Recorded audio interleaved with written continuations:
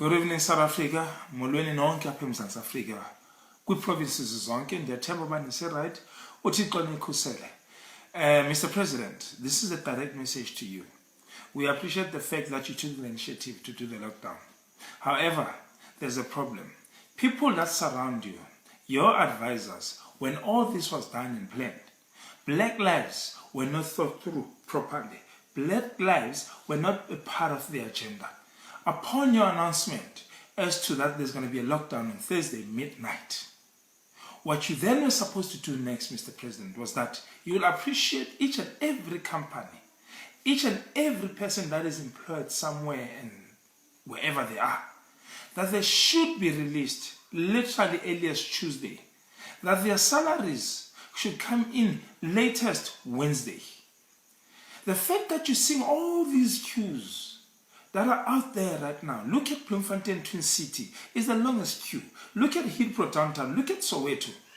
People were only paid today, and yet already it's a shutdown. That's number one. Number two, the fact that people left Joburg into other provinces where they come from originally is because they could anticipate that every time they're going to want to get the essentials like they ought to, there's going to be a problem. Soldiers are going to beat them like we've seen. They're going to block them. They're going to send them back home. So unfortunately, your advisors, they've forgotten. Now that the parliament is in Cape Town, they're staying in these nice hotels, pepper clubs, this and that, with white bedding like the one I have behind me here. They forgot the circumstances of South Africans, majority of South Africans, how we live under. Show me how many Pick n Pays are in Soweto.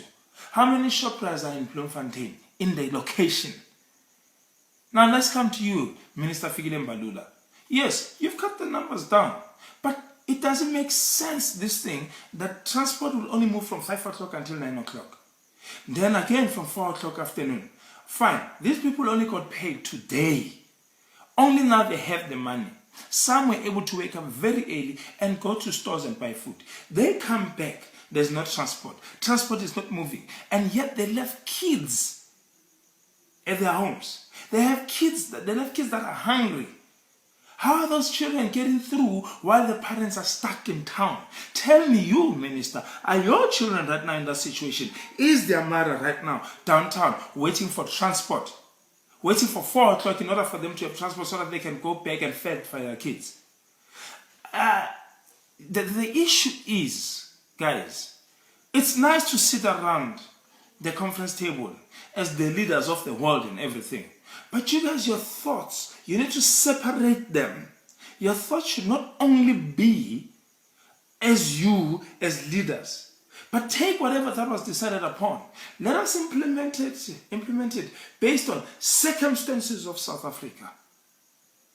It's not working. People have traveled. People are standing in long queues. There's no social distance and everything. So the lockdown has been defeated from the onset, Mr. President.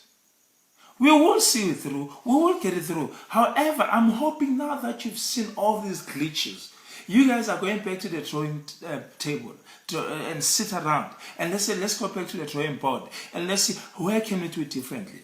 Because the first thing that you need to master right now, since obviously the salaries when you're late, they were paid late, it is to make sure people are having these essentials. Make sure for the next 2-3 days, the focus into that on South African citizens, especially from all these disadvantages, locations and everything. Make sure they all have essentials. Then only then you will see a proper lockdown kicked in when people are fed. And as for the army, you guys, you need to be consistent. I saw you making people do a frog jump from the spaza, this and that. Yes, those with alcohol, scop and donor, as you put it. However, when it comes to people that you see, they're standing around the spaza. They want food at the spaza. They want bread. Why are you chasing them away? There's inconsistency. So, Mr. President, I plead with you, together with your leadership, let's go back to the drawing board. Let us sort the problem of essentials to our people. Let our people be fed. Let our people buy this food for the next 2-3 days. After that, you will see everyone will not resist to the lockdown. They're not resisting. It's mainly because they're hungry. Let's think better.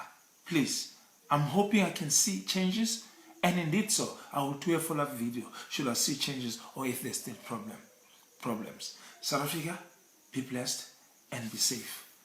Good evening.